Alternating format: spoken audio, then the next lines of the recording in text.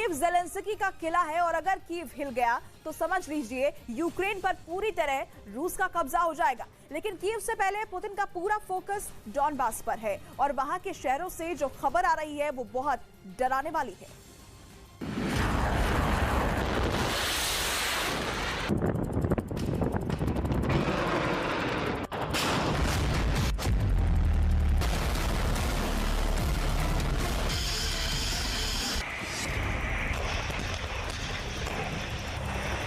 ऐसी बमबारी 24 घंटे और 7 दिन हो रही है।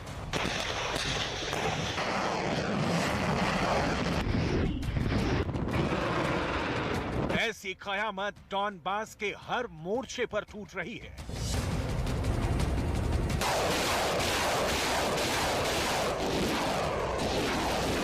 ऐसा कहर बरपा हुआ है कि ज़ेलेंस्की की फौज सर पर पैर रखकर भाग रही है।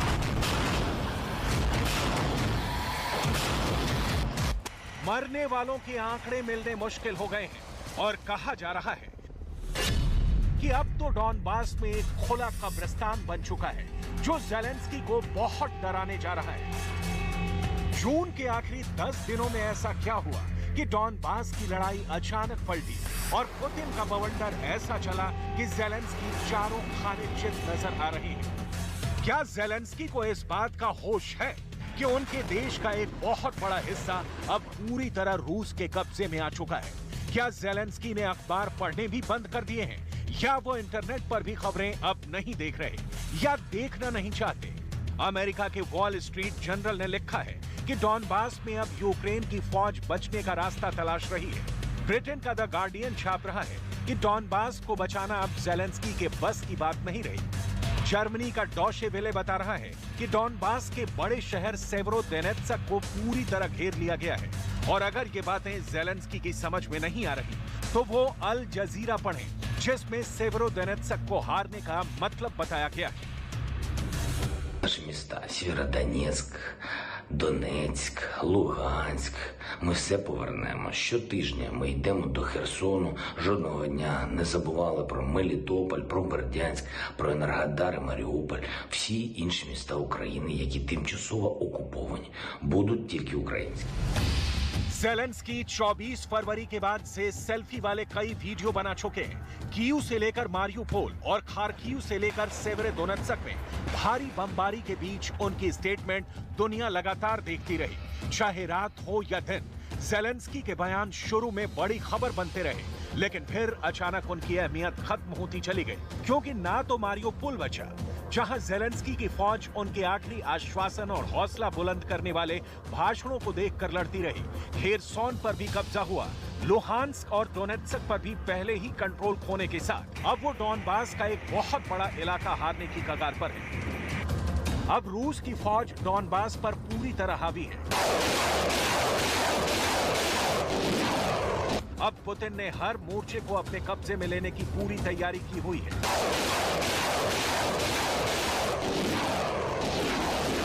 देखा जाए तो ऐसी बमबारी के बीच अब ज़ेलेंस्की की फौज का बचना मुश्किल नजर आ रहा है, क्योंकि रिपोर्ट्स ऐसी भी आ रही हैं कि जो ज़ेलेंस्की तक पहुंचेंगी तो उनके होश उड़ जाएंगे।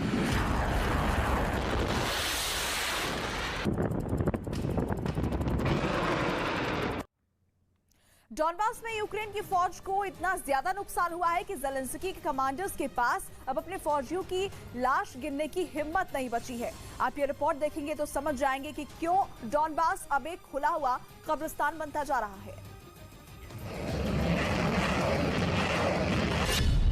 डॉनबास में ज़ेलेंस्की की फौज पूरी तरह घिर चुकी है। डॉनबास में ज़ेलेंस्की की फौज बुरी तरह डरी हुई है। डॉनबास में ज़ेलेंस्की की फौज अब जान बचाने का रास्ता तलाश रही है।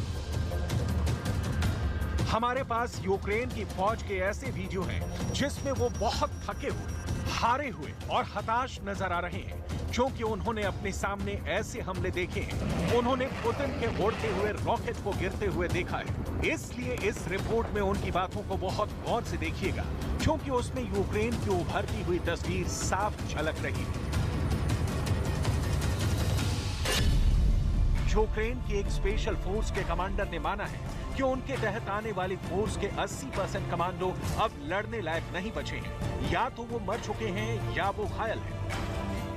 На 100% укомплектований військовослужбовцями контрактної служби. Тобто це люди, які служать вже не перший контракт. Тобто 80% з них зараз є або вже небоєздатними через важкі поранення, або загиблі. You can't sustain those sort of losses indefinitely, can you? Ну, я навіть не знаю, як відповісти на це питання. Важко. रूस के हमलों से यूक्रेन की फौज का बहुत बुरा हश्र हुआ है। जैसा कि हमने बताया, डॉनबास की जमीन अब एक खुला कब्रिस्तान बन चुकी है। इस पर यूक्रेन के स्पेशल फोर्स के कमांडर ओलेक्जेंडर ने एक इलाका दिखाया जहां उनके कमांडो और बाकी सैनिकों की लाश खेतों के बीच पड़ी हुई है और उन्हें उठाने वाला कोई नहीं, क्योंकि अब डर उन बारूदी सुरंगों का है जो रूस के हमले में यहां हर तरफ फैली हुई हैं और उनको ठीक ठाक पता भी नहीं कि कहां किसकी लाश पड़ी है। इसलिए आप इस फील्ड को डॉनबास का खुला कब्रिस्तान भी कह सकते हैं। Навіть приблизно сказати не можу. В цій частині там близько 40 чоловік. А по тій стороні переправи, там де було розбито артилерію і підірвалися на мінах, ну там я не знаю, ну там порядка 150-200.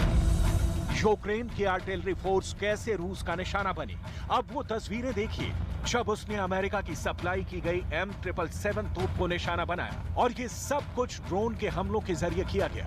रूस के इन हमलों ने जेलेंस्की के उस गुरूर को तोड़ने का काम किया जिसमें वो नई आर्टिलरी से रूस को पीछे धकेलने का दम भर रहे थे।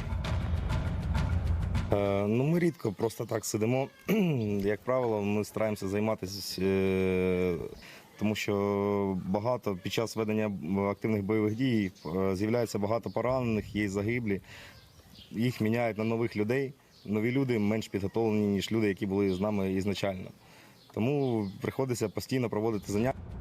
रूस के चौतरफा हमलों के बीच अब कमांडर ओलेक्जेंडर को कौन समझाएगा कि यूक्रेन की फौज के अंदर कैसी अफरा तफरी फैली हुई है और इसके लिए कौन जिम्मेदार है। ये तो सिर्फ सेवेरोडोनेत्स्क के आसपास का हाल दिखाया गया है, लेकिन सवाल तो यूक्रेन के डॉनबास जैसे बड़े हिस्से का है। ऐसे में डॉनबास में हार का ठीकरा किसके सिर फोड़ा जाएगा? क्या यूक्रेन के राष्ट्रपति वोलोदिमीर ज़ेलेंस्की इसकी जिम्मेदारी लेंगे?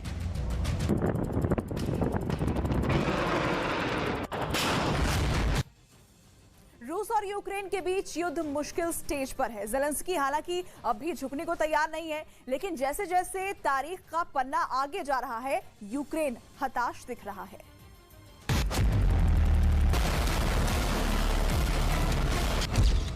क्योंकि लगता है कि ज़ेलेंस्की सब कुछ जानते हुए भी जीत वाला ख्वाब देखकर दिन में भी सो रहे हैं।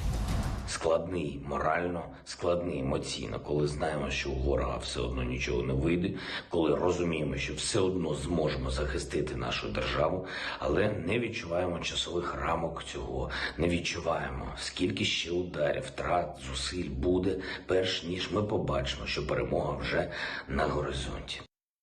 Ще не просто руйнація нашої інфраструктури, це також і дуже цинічний, прорахований тиск на емоції. पिछले एक हफ्ते से ये खबर लगातार आ रही है कि सेवेरोडोनेत्स्क को यूक्रेन अब नहीं बचा पाएगा और अब तो वहां ज़ेलेंस्की के गवर्नर ने भी रूस की बढ़ती बमबारी के बीच हथियार डालने का ऐलान कर दिया है। इसी इलाके में यूक्रेन के 2000 से ज्यादा सैनिक फंस गए हैं और उनका निकलना अब पुतिन के रहमो करम पर है। ज़ेलेंस्की की फौज का हिस्सा इरीना से मिली, जो मोर्चे पर घायल हुए फौजियों की मरहम पट्टी करती है। यानी इस युद्ध में वो मेडिकल ब्रांच से हैं। डॉनबास के खोले हुए कब्रिस्तान के बारे में इरीना जानती हैं और यूक्रेन की फौजियों की लाशें खोले में पड़े हुए देखकर उनका हौसला भी पूरी तरह डगमगा चुका है। Guys that come here, they are not professional, they don't know what to do, and they are really very scared, so that's why I'm carrying. That worries you, does it? Yeah. I just feel I need to sleep, like for a few weeks. Just sleep, watching Netflix, eating like food from fast food delivery, yeah. And hug my mom. Ukraine में दर्द बहुत ज्यादा है, लेकिन Putin के हमले नहीं थमे हैं और ना ही थमने वाले हैं। कीव में नाकामी मिलने के बाद मारियुपोल पर फोकस करने वाले पुतिन इस वक्त डॉनबास को हर कीमत पर अपने कब्जे में चाहते हैं और ये वो करके भी रहेंगे, क्योंकि उनको रोकने वाली कोई ताकत नजर नहीं आ रही। पुतिन का इरादा बहुत साफ है, वो यूक्रेन के 2 बड़े टुकड़े करना चाहते हैं। जो एक्सपर्ट ये दावा कर रहे हैं कि यूक्रेन की जंग में अब कुछ नहीं बचा और ये युद्ध अब खत्म होने की तरफ बढ़ रहा है, उन्हें ये 2 तस्वीरें जरूर देखनी चाहिए। पुतिन के दावों, पुतिन के दमखम और पुतिन के गुस्से के बीच यूक्रेन बड़ी त्रासदी झेल चुका है और आगे भी झेलता रहेगा। इसकी पूरी गारंटी इन तस्वीरों में साफ नजर आ रही है। यूक्रेन के कई शहर बहुत हद तक खाली हो चुके हैं। छोटे छोटे कस्बों का तो कोई रिकॉर्ड ही नहीं है। बुजुर्गों और बच्चों के साथ पूरे परिवार यूरोप और आसपास जाकर आसरा ले रहे हैं। उनका पूरा ध्यान अपनी जान बचाने का है और किसी तरह यूक्रेन से निकलकर सुरक्षित जगह पहुंचने पर है। डॉनबास का युद्ध और खतरनाक होता जा रहा है। लोग शहर से पलायन कर रहे हैं। शहर पूरी तरह खंडहर में तब्दील हो चुका है। डॉनबास के लिए अगले 24 घंटे बेहद ही निर्णायक होने वाले हैं। ऐसा क्यों, देखिए इस रिपोर्ट में।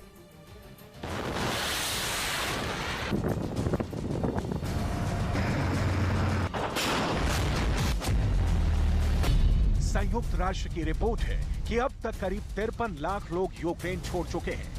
Война. Не весело, в общем. И летает, и вилітає. Мира хочемо. Які сподівання, миру хочемо. Додому хочемо. Дома пооставалися дома, хозяйство, все дома осталось. Домой хотим. Сейчас уже домой хотим. ये ट्रेन इस वक्त डॉनबास से पश्चिमी यूक्रेन की तरफ जा रही है, जहां से ये आगे शरणार्थी कैंपों या उन इलाकों में जाएंगे जहां अभी जंग नहीं पहुंची है। डॉनबास सबसे बड़ा वॉर जोन बना हुआ है।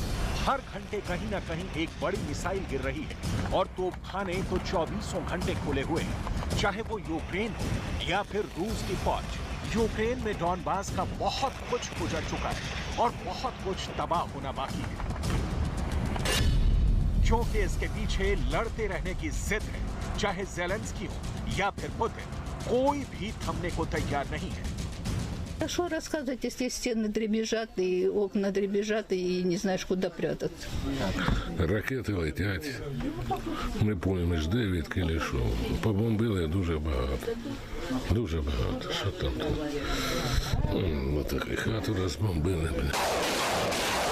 अगले 24 घंटे डॉनबास के लिए बहुत अहम होने वाले हैं, क्योंकि सेवेरोडोनेत्स्क के साथ कई और छोटे बड़े शहर और कस्बे रूस के कब्जे में आएंगे या फिर आने की कगार पर होंगे। इन सब के बीच पुतिन का इरादा एक बार फिर कीव की तरफ बढ़ने का है और उसके लिए वो कुछ भी कर गुजरेंगे। ये डॉनबास के युद्ध ने साबित कर दिया है। इसलिए युद्ध अभी और तेज होगा, भीषण होगा, इसमें कोई शक नहीं है।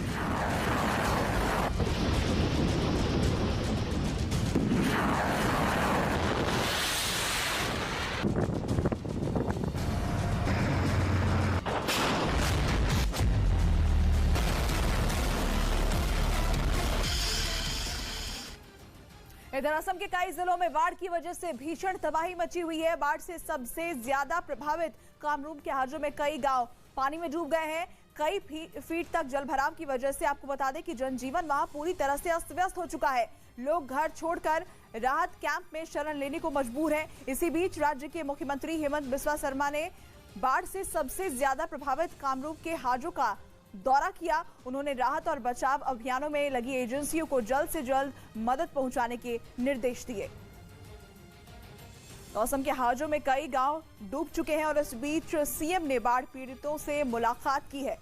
लोगों को मदद का भरोसा दिया गया। असम के करीमगंज में बाढ़ से स्थिति बिगड़ गई है। लोगों के घरों में बाढ़ का पानी घुस गया है। सड़कें दरिया में तब्दील हो चुकी है, जिससे जनजीवन अस्त व्यस्त हो गया है। पूरा इलाका जलमग्न नजर आ रहा है। जिला मुख्यालय से संपर्क भी टूट चुका है। आपको बता दें कि लोग पानी में घुसकर जरूरत की चीजें लाने को मजबूर हैं। वहीं आगे बढ़ते हैं और अब बात गुजरात की। दरअसल गुजरात के अहमदाबाद में जबरदस्त बारिश हुई। शहर में भारी बारिश के साथ तेज हवाओं की वजह से कुछ समय के लिए यातायात पर ब्रेक लगा दिया गया। लोग घरों से बाहर नहीं निकले। वेजलपुर इलाके में घुटनों तक पानी भर गया। मूसलाधार बारिश की वजह से आपको बता दें कि लोगों को गर्मी से राहत मिल गई है। वहीं मध्य प्रदेश के डिंडोरी में झमाझम बारिश की वजह से मौसम का मिजाज बदल गया है। करीब 1 घंटे की बारिश से यहां लोगों को उमस भरी गर्मी से राहत तो मिली, लेकिन वहीं देखा जाए तो किसानों के चेहरे भी खिल उठे हैं। हालांकि बारिश की वजह से शहर के कुछ जगहों पर जलभराव की समस्या भी देखने को मिली, जिसकी वजह से लोगों को थोड़ी परेशानी का सामना भी करना पड़ा। उत्तराखंड में मंदाकिनी नदी का अचानक जलस्तर बढ़ने की वजह से 2 युवक नदी के दूसरे छोर पर फंस गए। दोनों युवकों के फंसने की जानकारी पुलिस को दी गई। इसके बाद एसडीआरएफ की टीम ने मौके पर पहुंचकर रेस्क्यू ऑपरेशन शुरू किया। एसडीआरएफ ने रस्सी के सहारे दोनों को सकुशल बाहर निकाला। बताया जा रहा है कि पानी का स्तर अचानक बढ़ने की वजह से ये दोनों नदी में फंस गए थे। वहीं जंग से जुड़ी एक और बड़ी खबर आ रही है। यूक्रेन से एक खबर है, आपको बता दें कि राष्ट्रपति ज़ेलेंस्की ने बेलारूस की जनता से रूस का साथ न देने की अपील की है। उन्होंने आरोप लगाया कि रूस के लिए बेलारूस के लोगों की जान की कोई कीमत नहीं है, बल्कि पुतिन उन्हें सिर्फ प्यादे की तरह इस्तेमाल कर रहे हैं। इसलिए बेहतर होगा कि वो जंग में रूस का साथ देना बंद कर दे।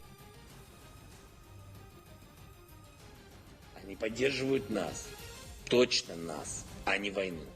И именно поэтому вас, всех белорусов, российское руководство и хочет втянуть в войну, хочет посеять ненависть между нами.